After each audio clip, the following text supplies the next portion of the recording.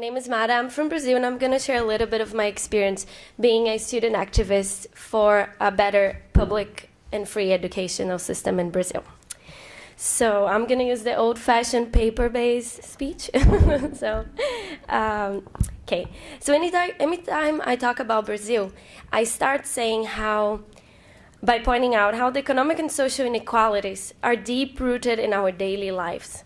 In the last decade, everybody's hearing about Brazil and how our economic growth and the social development has been changed and shaped the country in a different way. We are able to reduce poverty from 8% to around 1%. But as I was growing up, that was a very different reality. So growing up, I didn't understand why some families would live under bridges in Brazil or stay in line for hours to have a placement in a school, while my issue was whether having a TV in my room or not, or just waking up on time for a class. When I was accepted at the University of Sao Paulo, the largest Brazilian university and one of the best institutions in Latin America, I felt really good. Maybe it was that conservative feeling that if I worked hard, so I deserve it, which later I found out was not that simple. I was part of the second class, joining a brand new campus of University of Sao Paulo, which was strategically located in a poorer area of the city of Sao Paulo and created as a marketing tool for the next campaign of the governor. I'm sure you may have this type of things in other countries as well. Just a background here. In Brazil, we have a public and free educational system funded by taxes that goes from nurseries to universities. There are many implementation issues since it depends on the will of local and state governments. But please do not mistake me. I believe free educational system is the best way to improve our societies. Especially in the case of the higher educational system in Brazil, it's a very perverse one. Since in general, the best middle and high school are private, and the best universities are public ones. I say perverse because going to a public university, or an university in general, is still a privilege in my country. Around 12% of our population has an undergraduate degree. So to go to a public and free school, you most likely had to study in a private high school, which was my case. Lula and Dilma, our current and former presidents, their terms have done a phenomenal job creating programs for low-income students and minorities to be able to attend universities. But we still have a long way to go in order to build a truly democratic system. In the case of my university, it was funded by the state government, by a regressive tax, meaning it hit lower-income individuals harder. But the same lower-income people could hardly get accepted, or even, in the case of my campus, enter. So that was how I started getting involved in the activism. We used to say that our universities have a big wall that separates an intellectual elite to the reality of our communities. And clearly in my campus, that wall existed, and I joined the movement to overthrow it and to build bridges between these two worlds, the academic world and the common people world, our world.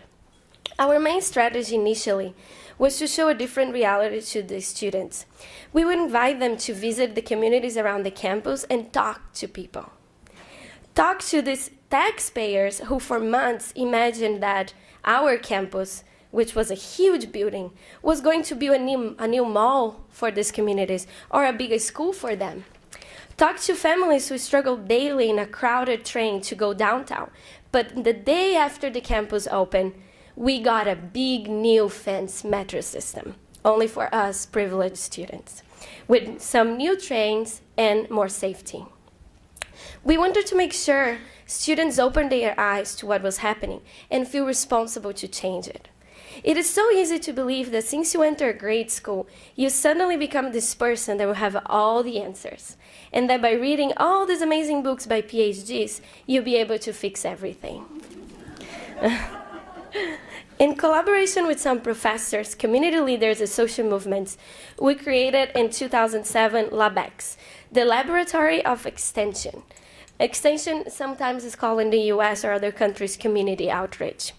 Just a parenthesis here, the last slide, oh, okay.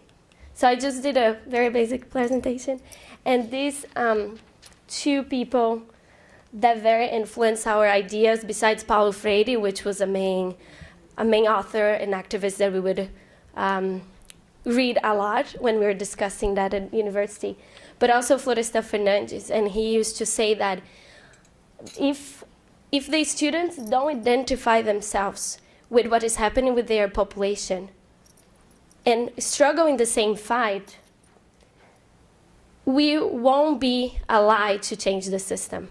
So we need to go and be with those who are outsiders in the system. So that would be, our T-shirts, our, materials around the campus. We need to identify ourselves with the majority of the Brazilian population. Otherwise, we'll just keep perpetuating inequality and all of that. So, yeah, and Che Guevara, because he said when he was opening a campus in Cuba, he said that the university needs to paint themselves in other colors with other races, including minorities, and that's what we believe in Brazil as well. So here is just a few pictures of our experience. But so, going back on my trajectory, get involved in the university and try to bring some transformations. So we created the Webex, which is the community outreach group. Completely different from the majority of the outreach projects. We are not willing to provide services or assistantialistic/welfare actions or to see the community as beneficiaries. We saw the community as a crucial and mandatory partner to understand the realities which in most of the cases we only knew superficially or by what we read in books or saw in the news. Our goal was to create a two-way relationship between the university and the communities and their knowledges. How they work together for social justice and peace. If I had to provide an example of education diplomacy, it would be bringing together universities and communities around a common mission. During my period as the coordinator of Laboratory of Ascension, we organized more than 30 events over different topics, include many field visits and political actions. Regarding bigger projects ranging from 6 to 18 months, the main issues we worked on was solidarity economy, /new economy, how it's called here in the US sometimes, and culture. We create 5 community banks in order to strengthen the local economies in partnership with urban movements that advocate for better housing in Sao Paulo. Our bank had loans for local business and entrepreneurs, and we provide the necessary technical support to make sure they grew benefiting the communities as well. We believed that even the poorest communities, they are rich, but their wealth do not stay there. That's why economic incentives and campaigns to consume and produce locally are so important. Also, we stimulate the creation of cooperatives and other democratic-owned businesses. The other big project was related to cultural economy, exploring the economic dimensions of cultural practices and products in the suburbs of Sao Paulo.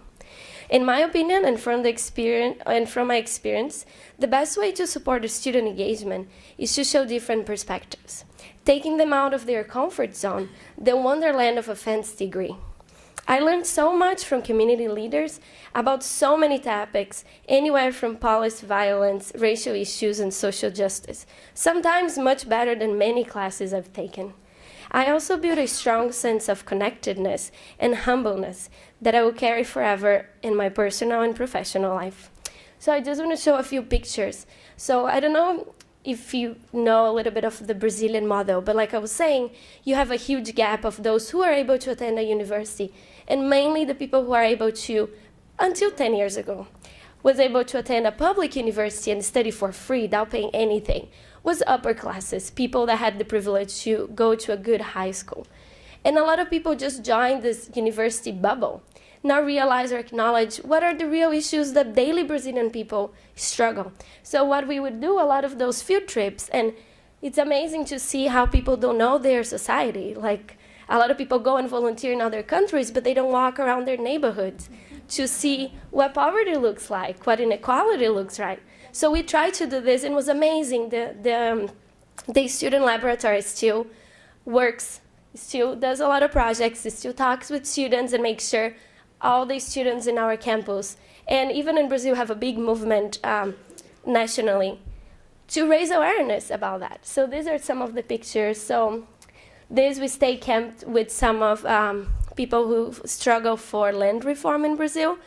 So that's the house that they live, and they've been camped there for years, trying to have a fair piece of land that belonged to them. These are some of the kids, and in the back you can see how they cook and things like that. And this, so I don't know if you can see on the right side some tiny dots. This is where they live.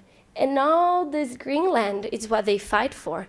They fight to be able to enter that and be able to grow their food, to put back their school, to fight with these huge people who are taking over land for nothing, to put some cattle or some animals there, while you have around 50 families that have a piece of land that is maybe the size of this stage. So this is MST. I don't know if you know, it's a big rural land reform movement in Brazil. This is our capital. We took students to visit the Congress and talk to some politicians and some ministers in Brazil. This was a demonstration against your former President Bush when he visited Brazil and was trying to discuss trade agreements with Brazil. Sorry about that. This is a visit to cooperative that people or the families organized together to build housing, and housing the way that for them fit their needs. So many times the government goes and says, okay, we're going to give you some cows. Yeah. A tiny piece to fit 10 people, and doesn't fit their needs. So whenever they get together and they turn into a cooperative, they're able to advocate with the government to build the house in the way that they need, either having a bigger living room disconnected to the kitchen or connected to the kitchen, or things like that maybe the government would not address. Just think that poor people deserve, well, just a house, right? Doesn't take in consideration their needs. So that was discussions. We would take all these students who a few months before, thought they were like the greatest, most brilliant minds in our country, and would put them to talk to social leaders who gave a very crash of reality of what the university was doing and what was their daily struggles. So yeah, this we visited. That was a big project. And this was our social currency of the community banks. That we kind of copied the model of Grameen Bank of Yunus in Bangladesh. So Muhammad Yunus in Bangladesh. So we had our social currency and everything. It still takes place nowadays. Yeah, that was when we inaugurated our community banks. And this was we took around 100 students to visit some of neighborhoods. And we always try to avoid the kind of tourism that they do a lot in Brazil in the favelas, like a zoo type of tourism. You put a bunch of tourists in this 4x4 car and take them to the favelas so they can see poverty and take pictures and go back home and be like, oh, I went to a favela. When we did this, we wanted to make sure that the students were not seeing that as a zoo. We want them to acknowledge that and feel that they were responsible to change that. Create a really deep feeling of connectedness. So even though we would take 100 people to a poor community, we would make sure that we didn't want them to use this as an excuse of, oh, poverty, that's how it looks like. I know, it's so terrible. No, you know how it looks like. Let's change it. And this was another incursion to a training center of a rural social movement. Another. Yeah, that's it. Thank you so much.